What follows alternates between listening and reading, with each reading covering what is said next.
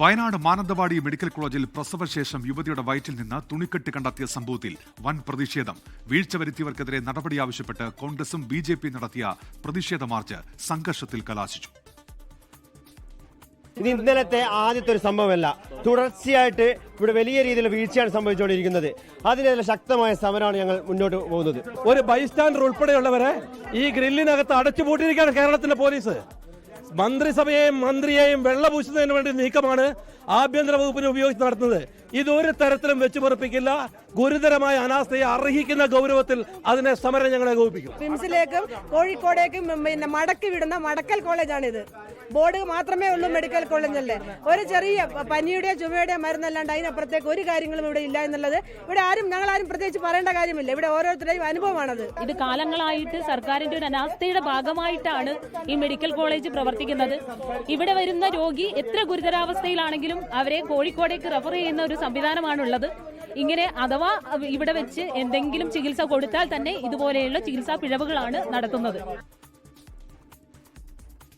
തുണിക്കെട്ട് Mananthavady medical കോളേജിലേതെന്ന് സ്ഥിരീകരിച്ചതായി ചികിത്സാ പിഴവിന് ഇരയായ യുവതി പ്രതികരിച്ചു. ഞാൻ ആശുപത്രിയിൽ നിന്ന് അഡ്മിറ്റായി കിടന്നപ്പോൾ ഞാൻ അമ്മയോട് പറഞ്ഞു, അമ്മ ഉള്ളിൽ എന്തോ കിടപ്പുണ്ട് എന്ന് പറഞ്ഞപ്പോൾ നമ്മൾ അവരോട് പറഞ്ഞപ്പോൾ അവർ ഉള്ളിൽ പരിശോധിച്ചപ്പോൾ ഒരു കുഴപ്പമില്ല എന്ന് പറഞ്ഞാൽ നമ്മൾ ഡിസ്ചാർജ് ചെയ്ത് വിട്ടു. വീട്ടിലെത്തിയപ്പോൾ ഒരു 20 ദിവസം കഴിഞ്ഞപ്പോൾ എനിക്ക് വേദന ഇതൊക്കെ വന്നപ്പോൾ ഞാൻ അമ്മയോട് പറഞ്ഞു, അമ്മ എനിക്ക് വേദന വരുന്നുണ്ട്, സ്മെല്ല് വരുന്നുണ്ട് എന്ന് പറഞ്ഞപ്പോൾ നമ്മൾ ആശുപത്രിയിൽ പോയായിരുന്നു.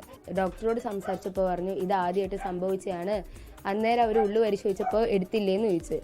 അപ്പോൾ പറഞ്ഞു ഉള്ളു പരിശോധിച്ചപ്പോൾ അവർ പറഞ്ഞു ഒരു കുഴപ്പമില്ല എന്ന് പറഞ്ഞിട്ട് പറഞ്ഞു വിടുകയായിരുന്നു ചെയ്തത്. എന്നിട്ട് അത് കഴിഞ്ഞപ്പോൾ ഞാൻ പറഞ്ഞു അമ്മ എന്തുകൊണ്ട് വീണ്ടും സ്മെല്ല് വരുന്നെന്ന് വന്നപ്പോൾ ഒരു 75 ദിവസം കഴിഞ്ഞപ്പോൾ വീണ്ടും അത് താഴത്തോട്ട് വന്ന് ഇറങ്ങി തനിയെ. ചികിത്സാ പിഴവിൽ DMOയുടെ നേതൃത്വത്തിൽ അന്വേഷണം തുടങ്ങി. യുവതിയിൽ നിന്നും DMOയുടെ നേതൃത്വത്തിലുള്ള സംഘം വിവരങ്ങൾ തേടി. 24 ആണ് ചികിത്സാ പിഴവ് സംബന്ധിച്ച വാർത്ത പുറത്തുവിട്ടത്. വിവരങ്ങളുമായി സുർജിത്ത് അയ്യപ്പത്ത് വയനാട്ടിൽ നിന്ന് ഇപ്പോൾ ചേരുന്നുണ്ട്. സുർജിത്ത്, വലിയ പ്രതിഷേധങ്ങളാണല്ലോ ഇപ്പോൾ ഇതുമായി ബന്ധപ്പെട്ട് അവിടെ ഉണ്ടാകുന്നത്. ഈ DMOയുടെ നേതൃത്വത്തിലുള്ള അന്വേഷണം ഇവിടെ വരെ എത്തി. എന്തൊക്കെയാണ് വിവരങ്ങൾ സുർജിത്ത്? വലിയ സമര വേലിയേറ്റത്തിനാണ് ഇന്ന് വയനാട് മെഡിക്കൽ കോളേജിൽ സാക്ഷ്യം വഹിച്ചത്. പ്രത്യേകിച്ച് ഇങ്ങനെ ഒരു വാർത്ത പുറത്തു വന്നതിന് പിന്നാലെയാണ് ഇങ്ങനെ ഒരു പ്രതിഷേധത്തിലേക്ക് എത്തുന്നൊരവസ്ഥ ഉണ്ടായിട്ടുള്ളത്. കാരണം ഇന്ന് രാവിലെ യുവതി വീണ്ടും ഇതുമായി ബന്ധപ്പെട്ട വെളിപ്പെടുത്തൽ നടത്തിയിരുന്നു. കാരണം അവർക്ക് നേരിട്ട ദുരനുഭവം കഴിഞ്ഞ 2.5 മാസക്കാലമായി ഇങ്ങനെ ഡോക്ടർമാരുടെ അനാസ്ഥയെ തുടർന്ന് ഈ ഉദരത്തിൽ ഈ തുണിയും പേറി ജീവിക്കേണ്ടി വരുന്ന ഒരവസ്ഥ, വലിയൊരു വേദന അനുഭവിക്കേണ്ട സ്ഥിതി, അങ്ങനെ ഉള്ളൊരു സാഹചര്യത്തിലാണ് അവർ കഴിഞ്ഞിരുന്നത്. അവർ ആ വേദന മൊത്തം പങ്കുവച്ചതാണ്. ഇന്നലെ വൈകിട്ട് SKN പ്രൈം ടൈമിലാണ് നമ്മൾ ഈ വാർത്ത നൽകുന്നത്. ഇത് മറ്റു മാധ്യമങ്ങളും ഏറ്റെടുത്തു. വലിയ പ്രതിഷേധമാണ് ഉണ്ടായത്. ആദ്യം കോൺഗ്രസ് ആണ് പ്രതിഷേധവുമായി രംഗത്ത് വന്നത്. മെഡിക്കൽ കോളേജ് ആശുപത്രി സൂപ്രണ്ടിന്റെ ഓഫീസ് ഉപരോധിച്ചുകൊണ്ടായിരുന്നു പ്രതിഷേധം ഉയർന്നത്. ആ പ്രതിഷേധത്തിന് പിന്നാലെ BJPയും പ്രതിഷേധവുമായി രംഗത്ത് വന്നു. കവാടത്തിന് മുന്നിൽ DMOയുടെ ഓഫീസും ഉപരോധിച്ചായിരുന്നു BJPയുടെ പ്രതിഷേധം. അത്തരത്തിൽ പ്രതിഷേധക്കാരെ പിന്നീട് അറസ്റ്റ് ചെയ്ത് നീക്കുകയാണ് ഉണ്ടായത്. പോലീസ് എത്തി അറസ്റ്റ് ചെയ്ത് നീക്കുകയാണ് ഉണ്ടായത്. അതേസമയം ഇതുമായി ബന്ധപ്പെട്ട അന്വേഷണം ആരോഗ്യവകുപ്പ് തുടങ്ങിയിട്ടുണ്ട്. മന്ത്രി OR കേളു തന്നെ ഇടപെട്ട് അന്വേഷണം നടത്തണമെന്ന ആവശ്യം ഉന്നയിക്കുകയാണ്. ഇതിന് നിജസ്ഥിതി സംബന്ധിച്ച് പരിശോധന നടത്തണം.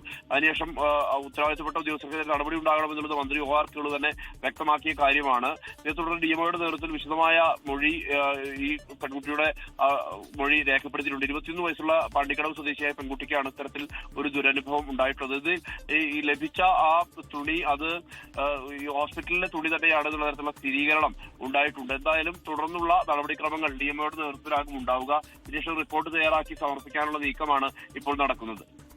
ശരി, സുർജിത്ത് അയ്യപ്പത്താണ് വയനാട്ടിൽ നിന്ന് വിവരങ്ങൾ നൽകിയത്. ലോകത്തെവിടെയായാലും ഏത് സമയത്തും 24 വാർത്തകളും ഓഗ്മെന്റഡ് റിയാലിറ്റി പാക്കേജുകളും എക്സ്പ്ലെയിനറുകളും വിശദമായി കാണാൻ ഞങ്ങളുടെ YouTube ചാനൽ നിങ്ങൾക്ക് സബ്സ്ക്രൈബ് ചെയ്യാം.